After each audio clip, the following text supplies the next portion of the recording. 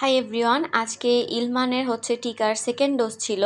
তাই আমি সকালে ওকে ঘুম থেকে উঠিয়ে ফ্রেশ করে দিলাম, মানে মুখটা হালকা কুসুম গরম পানি গলাটা মুছে দিলাম। যেহেতু ওরা ফর্মুলা খায় তাই গলায় মাঝে মাঝে দুধ চলে যায়, সেজন্য ক্লিন করে দিই। এখন আমি ওকে কোডোমো লোশনটা মাখিয়ে দিচ্ছি।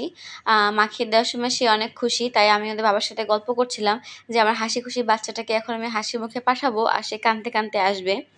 তো ওকে এখন আমি রেডি করে দিব যে টিকা দিতে নিয়ে যাবে ওদের বাবা। আমি যাব না, কারণ আর দুজনকে আমার রাখা লাগবে, সেজন্য আমি কোনো বাবুর বেলাতেই টিকার সময় যেতে পারি না।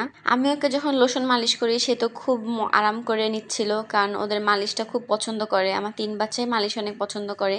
তো মালিশ হয়ে যাওয়ার পরে আমি এখন বাবুকে জামা পরিয়ে দিব। জামা পরিয়ে দেওয়ার পর দেখেন কি সুন্দর লাগছে, সবাই মাশাআল্লাহ বলতে ভুলবেন না। তারপর ওর টিকার কার্ডটা আমি বের করে ভাবছিলাম যে দেখি ওর হাতে একটু ধরে কিনা, তাহলে একটা ভিডিও করব। তারপর টিকার কার্ডটা ওকে হাতে ধরাই। আর ওদের বাবাই নিয়ে গেছিলো একা, যেহেতু একা নিয়ে গেছে তাই টিকা কেন্দ্রে খুব একটা বেশি ক্লিপ নেওয়া হয়নি, কারণ তখন বাবু নিয়ে বিজি। আর ওই সময় ভিডিওটা না করাই ভালো, কারণ ওই সময় বাবুর কেয়ার বেশি করা দরকার। তো ঠিক আছে, বাবুকে টিকা দিয়ে যখন বাসায় নিয়ে আসলো আমি আগে থেকেই নাপা রেডি করে রেখেছিলাম। বাবু আসার সাথে সাথে আমি ওকে নাপা 0.3 ml খাইয়ে দিয়েছি, যাতে করে ব্যথাটা কম হবে, জ্বর আসবে না। আর তারপরে যে ব্যথার জায়গাটা দিয়ে এভাবে 2 পা মালিশ করতে হবে, নাহলে কিন্তু গোটা পেকে যাবে। এইভাবে একটু পরপর মালিশ করতে হবে আর নাপা 3 বার খাওয়াতে হবে। তো আপনাদের কার কার বাবু টিকা দিয়েছেন, আপনার বাবু টিকা পর জ্বালিয়েছে কেন একটু বলবেন। আমার বাবু টিকা দিয়ে আসার পরে মাশাআল্লাহ আমার ছেলে অনেক শক্ত, খুব একটা বেশি কান্নাকাটি করছে না, খাওয়া দাওয়া করছে আর ঘুমাচ্ছে।